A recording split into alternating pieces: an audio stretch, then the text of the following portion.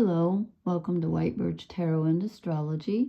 This reading is for January 2nd and 3rd, 2025. We're here. We made it. I swear there was nothing wrong with my throat until I sat down to do this. I don't know what causes that. I don't know how many of you watch Gemma, but if you notice when she's reading, a lot of times her nose will start to itch, and mine apparently goes in my throat, so whatever. Anyway, I'm going to start off with a very brief poem, and then I'm going to share the author's name with you because she writes a poem a day, which is like really making me feel like an underachiever, and you can get them free in your email box. And I'll show you her name because I wrote it on the paper so you could see it. Ignore the stuff written below because that's my stuff. Can you see her name? It's Rosemary, spelled with an E, Watola Traumer. And it's free. So you can Google her and sign up. And anyway, so this poem, and I dictate in with my microphone, and I didn't proofread before I deleted the email, so I didn't get the title right. So I don't know what the title of this one is because it says Unrest On. No, that's not the title. So clearly the microphone didn't pick it up correctly. But anyway, I'm just going to read this brief poem she wrote. It's really, I like it. Because when I woke up this morning, have you ever heard this phrase or seen this bumper sticker or whatever called, it goes, bloom where you're planted? That's what my head said when I woke up. And I thought, no, I don't want to. Ever the rebel. So anyway, this poem goes with that. So she says, because after all these years of focusing on the goal, as if happiness is a thing I attain or a place I might finally reach, now I thrill when I see through the myth of arrivals. I see where I have grasped and clutched and clawed and scrabbled to be somewhere not where I am. Not that I regret it. The memory of grabbing helps me feel how beautiful it is each time the hand opens like a morning to what is here, opens as if the opening itself is what I am here to do. I think that's beautiful. She writes beautiful poetry. Anyway, okay, so let me talk about the astrology. I did not print out the chart because I didn't think I needed to, but there's several things going on that I want to talk about.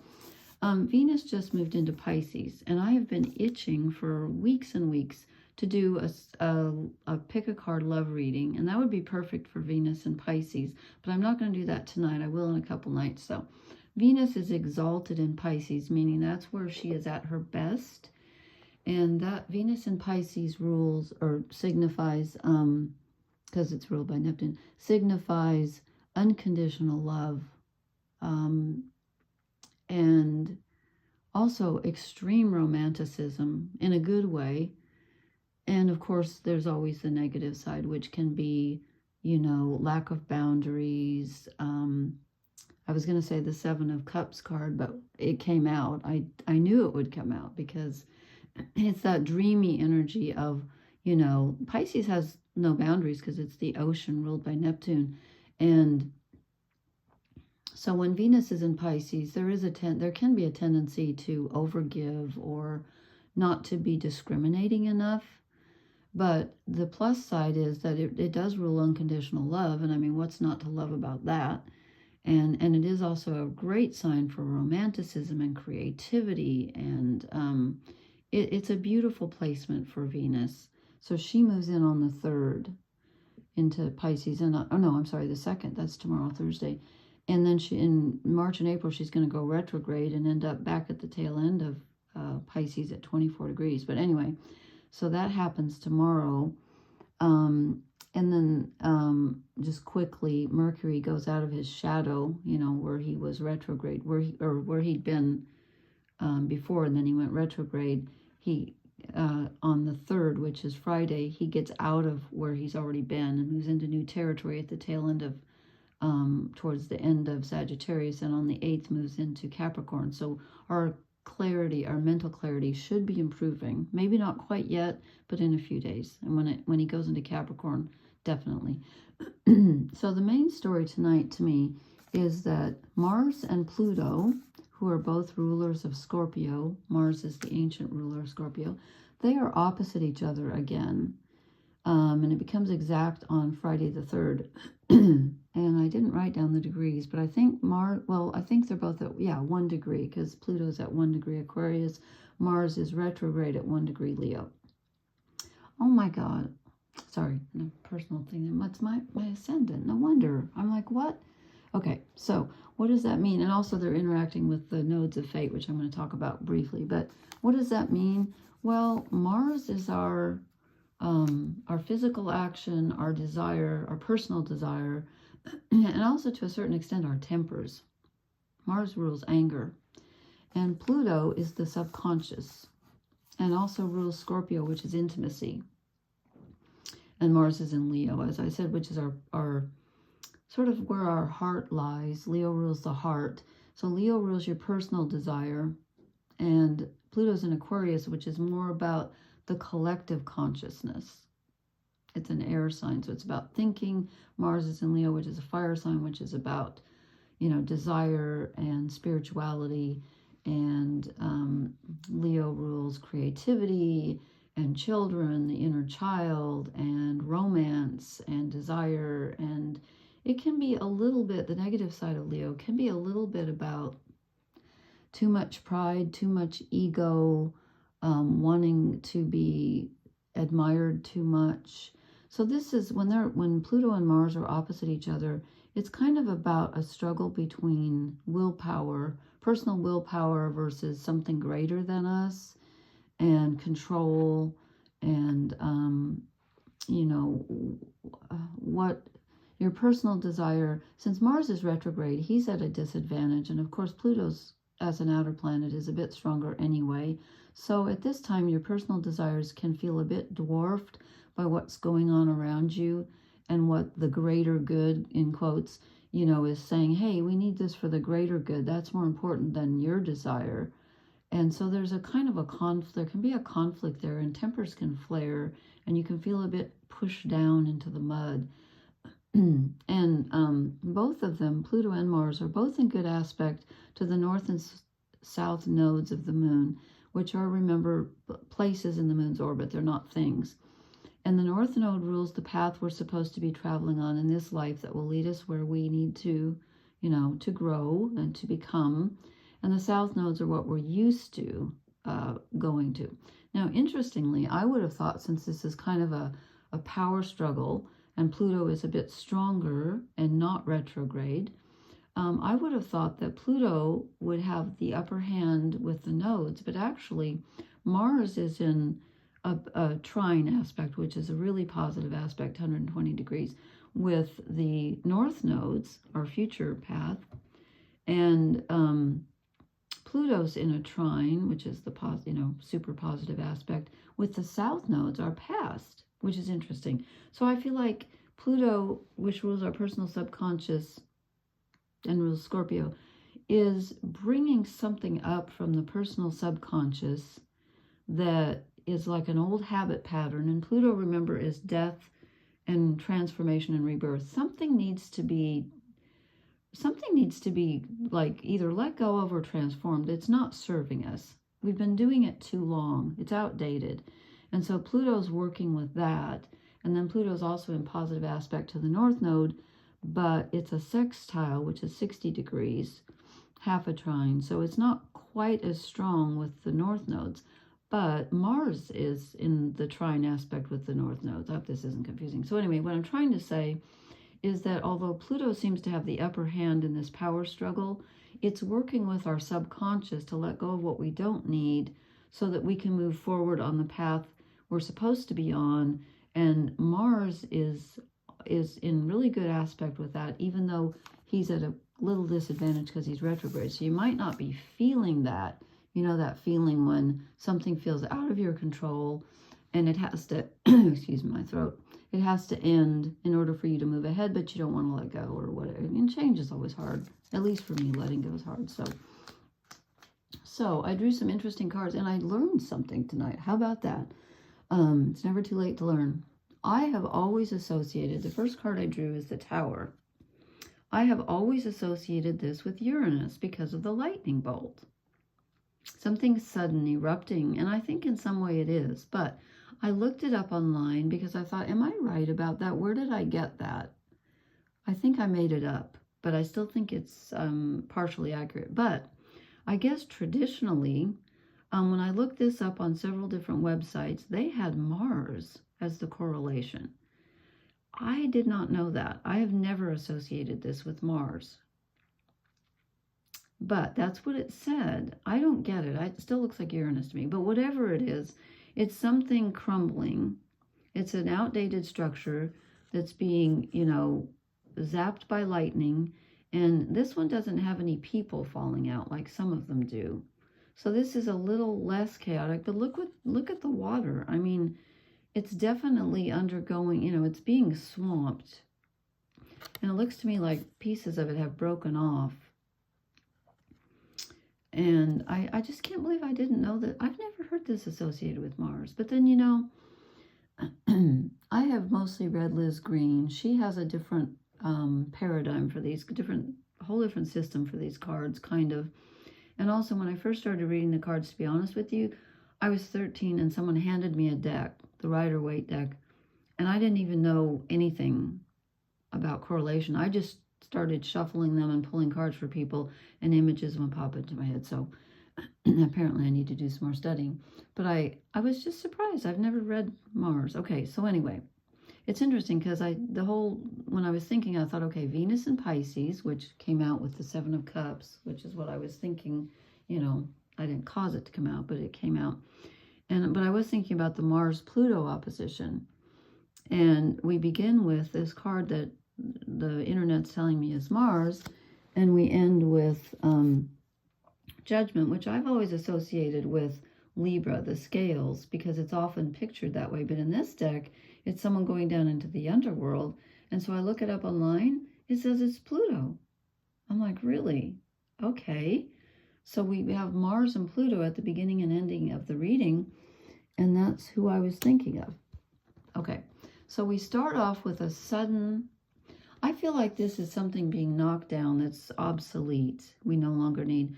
And yes, it's sudden, but I also get the feeling, because we've had the Tower so much lately, I also get the feeling that it's something that we're not surprised that it's going. We knew it had to go. It's just that we're having more revelation about it. We're accepting it more instead of being in denial or turning our backs on or whatever. We're like, it's in our face, okay? But I feel like in a way it's sudden and in a way it's not sudden. We kind of knew that it had to go. We kind of knew it was there, okay? Then these two came out together, and I'm never sure when cards come out together, but I will assume they're both meant to be here. The Eight of Wands is information coming in. And when we have Pluto trining the south nodes, as I said, some old habit pattern that needs to be broken down and either let go of or transformed comes to the surface. And here comes the information. Here comes the message. Here comes movement. Something is not only coming in the form of information, but it's coming as a form of movement. We're being forced to move on, and maybe even called to move on, maybe even wanting to move on. The desire could be there. And then this came out with it, the Two of Cups. So it's and again, with Venus and Pisces, I felt like this whole month, probably, or for several months, it's going to have to do with relationships. Because Venus is, like I said, is going to go retrograde in March and April. She's going to end up back at the tail end of Pisces at 24 degrees. Right now, she's just at 0. She just went in. She just entered.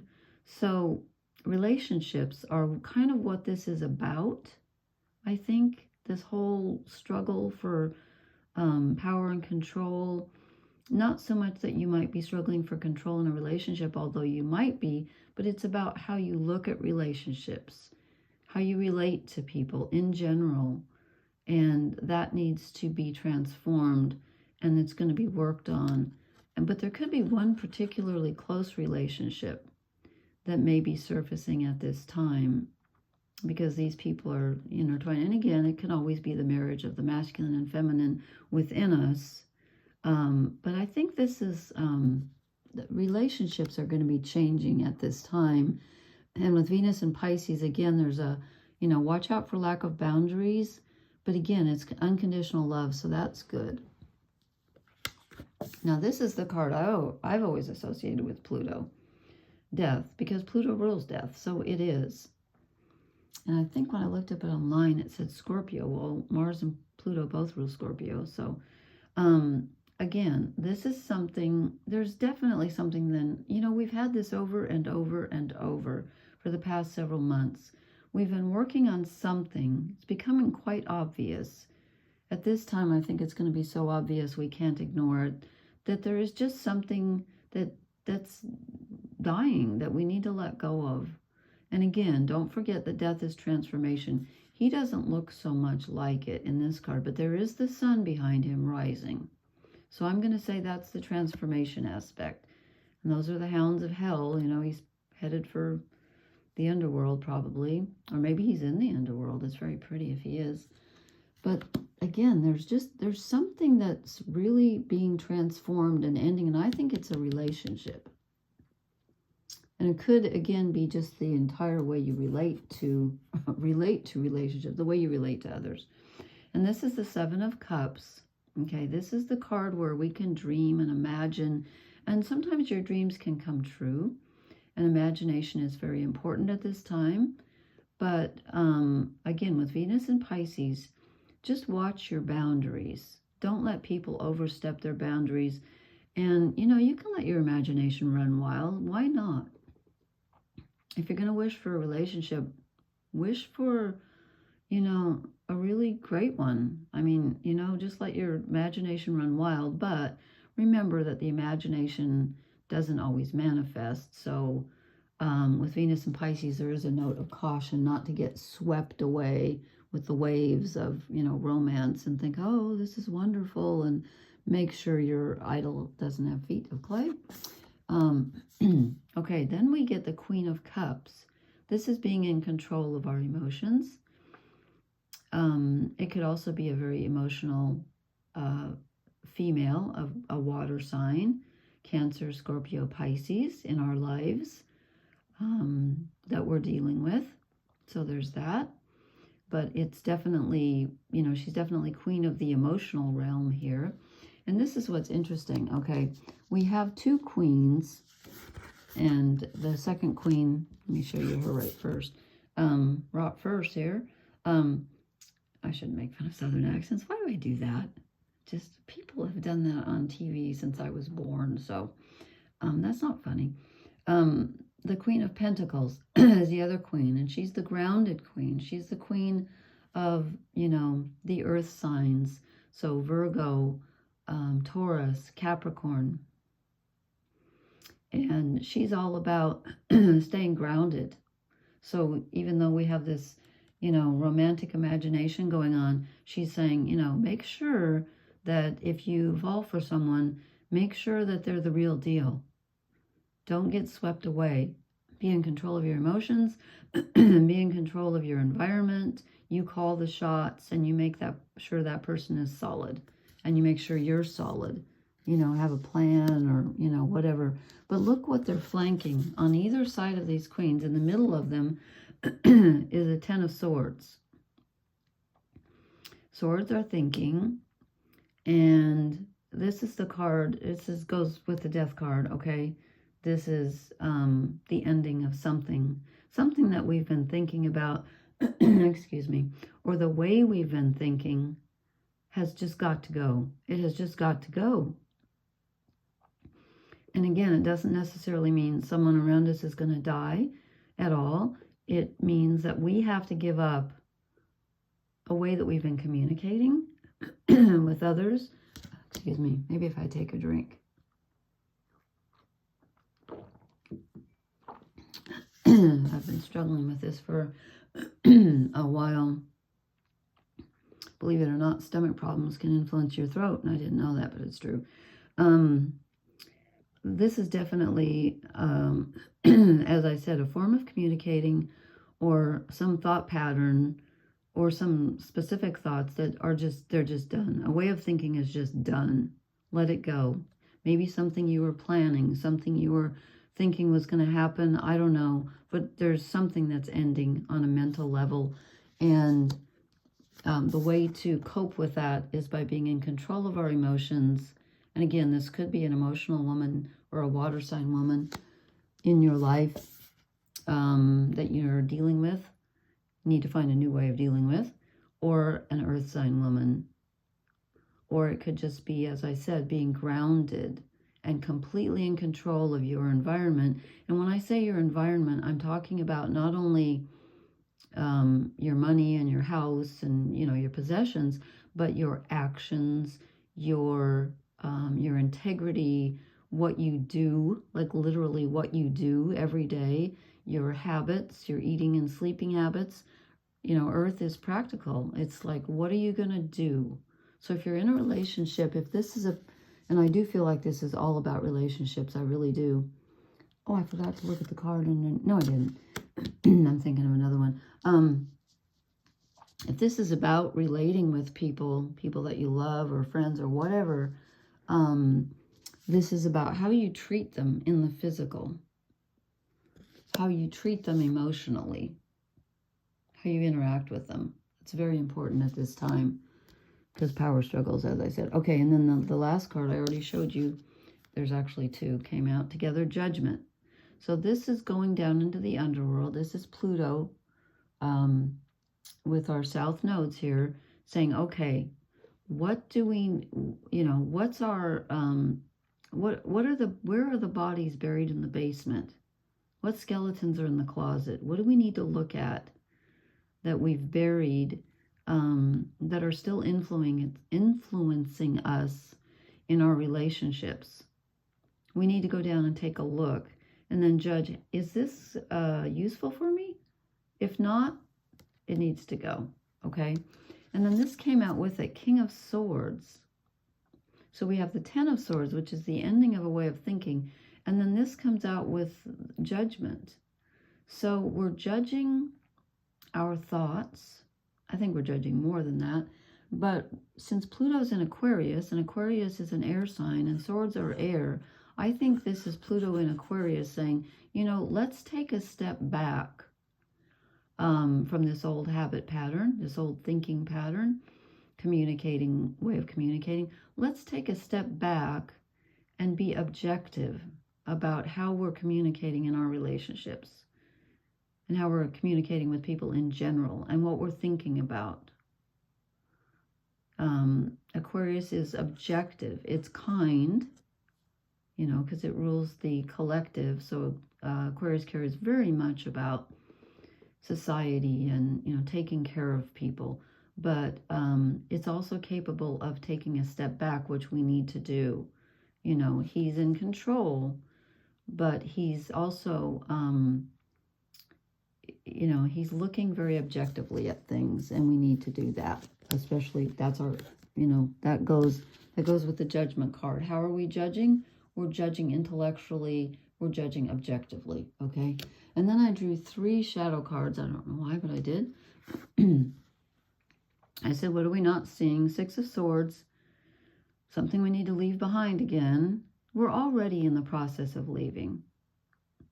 We may not feel like it, or maybe you're just realizing it. Like, oh my gosh, you know, this has to go. But we're starting to move. We're starting to move away. In most of the decks, someone is sort of actively moving. And this one, they're stuck a bit. They're kind of floating. So maybe this is telling us that we're not moving fast enough. We're stuck a bit. But, you know, things usually move in their own time. But don't get stuck.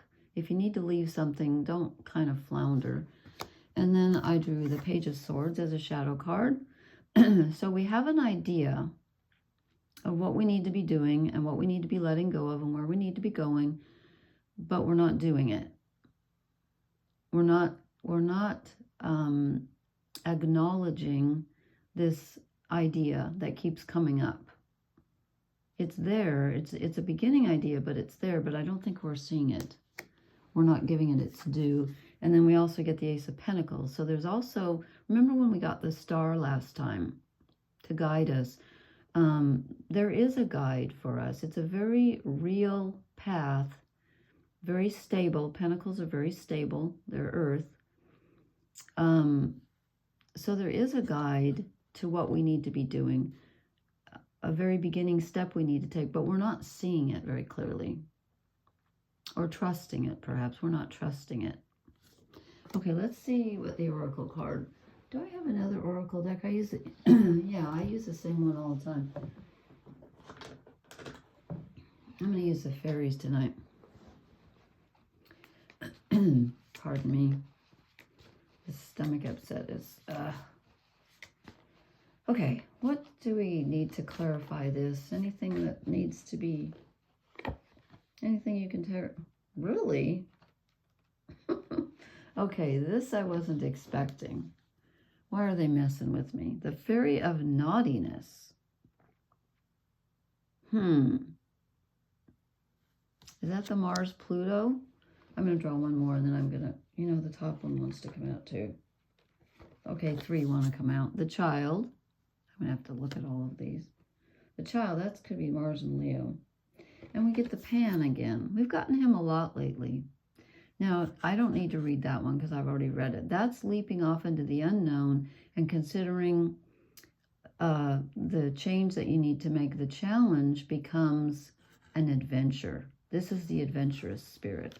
Okay, and this is looking at things from, this is Mars and Leo. This is looking at things from a child's perspective and seeing the wonder everywhere. It's like that poem I read at the beginning. Let me look at the tail end of that again, because that was really fitting.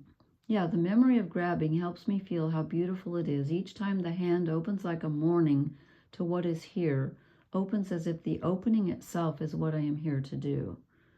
Yeah, it's not about the end result. It's about leaping off and having an adventure and looking at things through the eyes of a child and seeing everything as wondrous. Okay, I have to read the Fairy of Naughtiness, though.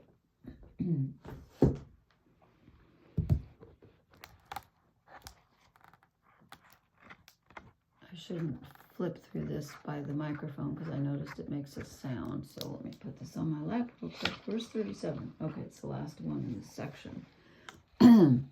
Lighten up, mischief, and misrule. Well, lighten up, that's like being a child. Something you just have to be, sometimes you just have to be naughty. Now, being naughty isn't being bad. Being naughty can be a wonderful release. The Fairy of Naughtiness asks you to step outside of your boundaries for a moment and do something unexpected. Pan. She dares you to change the energy of a situation by doing the one thing that will tilt the universe just a tiny bit. Is that the Tower?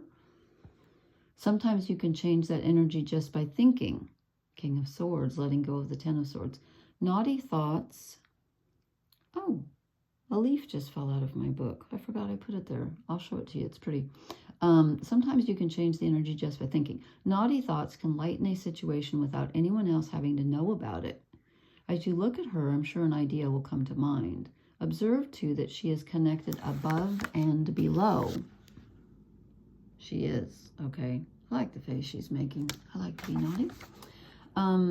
The energy of the universe runs through her and connects her to everything. She is part of the universal glue that holds everything together. If you don't acknowledge her, if you ignore her, you may become the target for her own naughtiness. She's very good at stealing things, losing wallets, misplacing important letters and important thoughts. Oh, great. So when it looks like it's going to be one of those days when little things go wrong and circumstances become predicaments, acknowledge the Fairy of Naughtiness and get her on your side again. She just wants to play. Okay, well that fits in with the Child and the Pan, I think, very much. And this fell out of my book. I forget what kind of tree this is. I picked this off the ground this fall because I think it's so beautiful. It's kind of heart-shaped, isn't it? I don't know. Does anybody know what kind of tree that is? Why am I all shaky? I don't think I'm shaky. Huh. Oh, well, anyway. Okay, enough leaf visualizing. Okay, so that's that. And then I promise, I shouldn't promise because I never know what's going to happen, but I'm going to try this weekend. I want to do, like I said, choose a deck, reading for Venus and Pisces, because I haven't done a romance reading in a long time and I've been wanting to. So I think this is the time. So please hit the like, share, and subscribe buttons, and please leave me a comment. Let me know what you think of the reading and how you feel about the new year. I think 2025 is going to be a better year than 2024, and I realize the bar is kind of low because for me last year kind of stunk. I kind of wasted it. I'm not going to waste 2025. Time is precious. So I hope everyone is having a, well, the fairy of naughtiness just knocked my pillow on the floor. Anyway, thank you so much for listening. Blessings. Good night.